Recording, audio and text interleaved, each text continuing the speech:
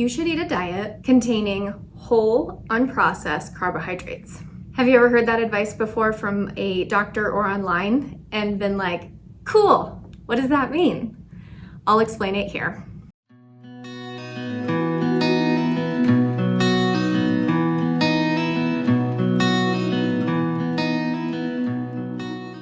Hey everyone, it's Dr. Ashley here. Today we're going to be talking about all things carbohydrates. So carbohydrates are one of your 3 macronutrients or larger parts of your diet. Included in macronutrients are fats, proteins, and then carbohydrates. Proteins are pretty straightforward. I feel like everybody tries to manipulate their fats and their carbohydrates, but not really understanding what's going on or why they're needed, or societies or diet programs or things like that will make one macronutrient the bad guy and try to explain why you should exclude it and exclusively eat the other 2 in different proportions. And that's how our diet gets so wonky. I believe that humans evolved eating all 3 macronutrients, but I wanted to explain a little bit more about carbohydrates and how they're broken down in the body to either work for your health or work against your health. So when we're talking about carbohydrates, we're talking about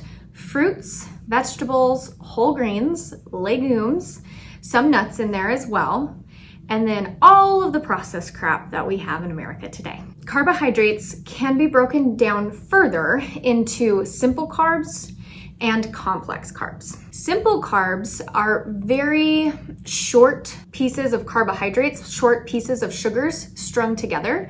So it's extremely easy for your body to break them down and absorb them. Complex carbohydrates usually are longer strings of sugar, so it takes more time for your body to break them down.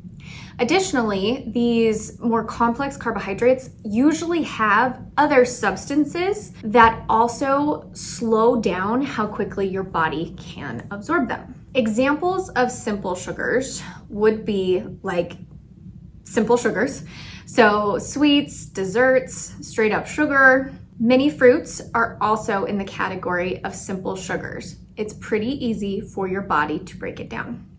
And the same goes with dairy and specific lactulose.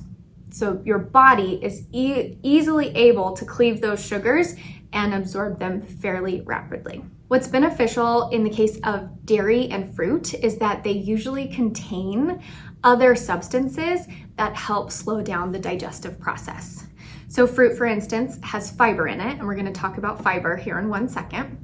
And it also has usually a higher water content. So it has a larger volume compared to the amount of sugar of just straight table white sugar. Dairy has protein and fat in it as well, and those things slow down how quickly your body can digest and then absorb the sugar in dairy. Complex carbs are going to be the other forms of carbohydrates that are a little bit more difficult for your body to digest. And that will include things such as starchy vegetables and whole grains. Also under this category of complex carbohydrates is going to be fiber. So fiber is typically not digested very well by the human GI tract, but it still has lots of benefits for us, even though it's not broken down and absorbed.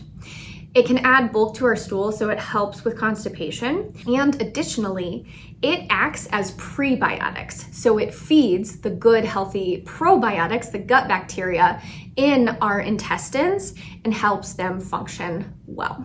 Example of these fibers would include legumes like beans, as well as nuts, and whole grains also contain fiber within them. So this seems pretty straightforward. Fruit, vegetables, whole grains, nuts, legumes. They're pretty easy, they're found in nature, they're part of a healthy diet.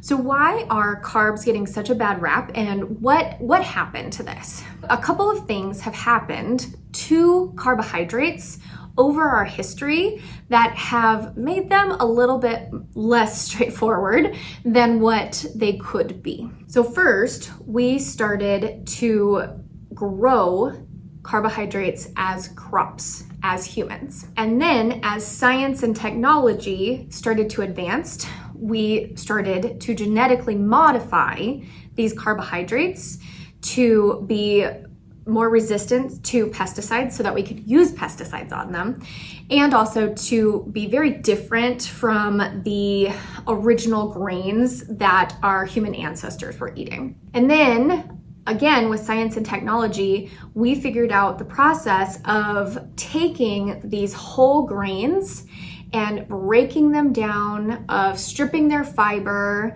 of grinding them into these very altered substances that are extremely easy to digest. So specifically, in the case of whole grains, we have taken those from a complex carbohydrate and manufactured them into a simple carbohydrate in the form of flours, sugars, things like that. Then the American medical societies came out and started recommending low-fat diets. So what the food companies did is they came in and lowered all the fat, but once you took the fat away, things tasted like crap. So they increased the amount of carbohydrates, especially in the form of sugars, in the food to make it more palatable. But instead of lowering the rates of heart disease and obesity the way that we expected it to, when we recommended a low-fat diet, those diseases skyrocketed.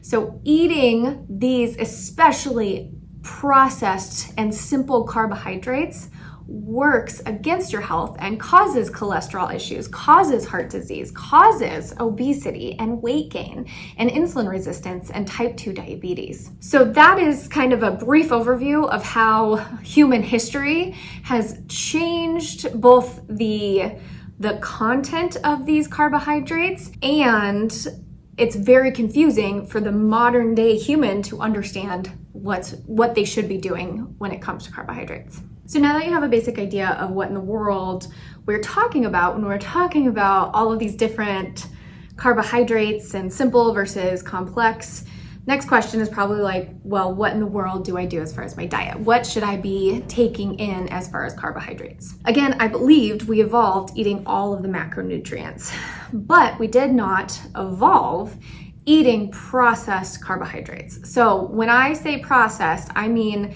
can you go out and find that in nature somewhere? And if you can't, it's processed. So something like pasta and bread and crackers and candy and muffins and cakes.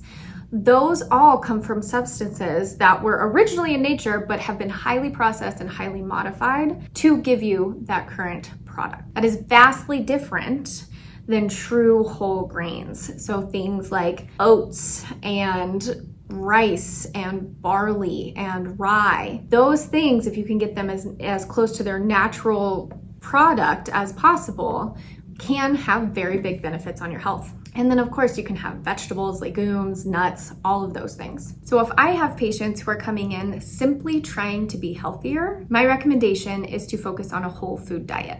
So looking at things, trying to get food that look as close to nature as possible. I did want to mention here that remember that dairy and fruit are part of simple carbohydrates. So things that you want to do with them is to make sure that when you do eat them with the other macronutrients. So don't have an apple on its own. Make sure you're also eating it with some sort of fat or protein. Additionally, you don't want to overconsume those because that can lead to issues such as insulin resistance, diabetes, and obesity.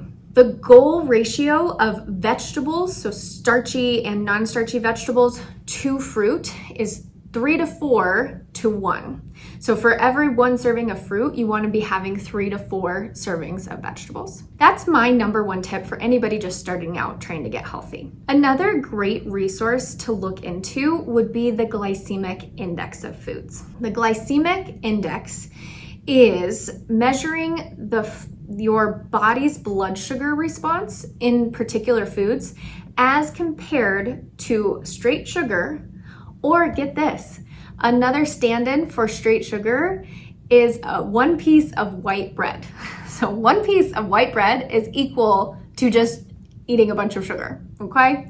So white bread is a processed carb. So if you can find this list online, just like Google the glycemic index of foods, what's even better is the glycemic load. So glycemic index is based on a very specific amount, whereas glycemic load takes the glycemic index of a food and then takes into account an actual serving size. So glycemic load is a little bit more specific in a day-to-day real life scenario. So take a look at the glycemic index / load of foods, and then you want to stick to foods that are lower glycemic loads and avoid those foods that are higher glycemic loads. That is another way, especially if you're starting to show signs of insulin resistance, you're starting to carry a little bit more weight around your belly, your doctor's telling you you're starting to see prediabetes or fatty liver or elevated triglycerides, things like that. That is a great resource for you.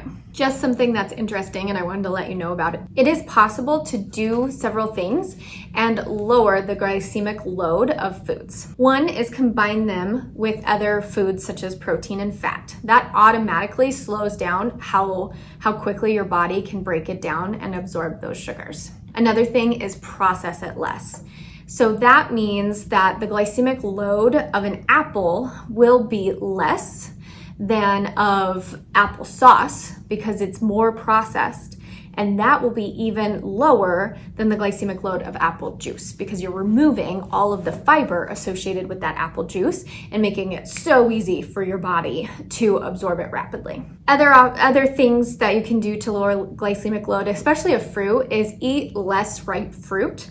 The more ripe it gets, the higher the glycemic load goes. Additionally, you can also combine foods with acids, so like apple cider vinegar, and that will also help lower the glycemic load. All right, I hope that makes a little bit more sense. Just stick to foods as close to their natural state as possible.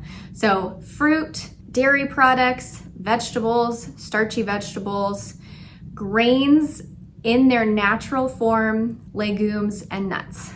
Avoid things made from flours, sugar, starches, things like that, and you'll be golden. If you want to learn more about how all of the macronutrients play into your body's ability to either lose weight or gain weight against its will, head on over to my website at selfhealingdrashley.com to go learn a little bit more.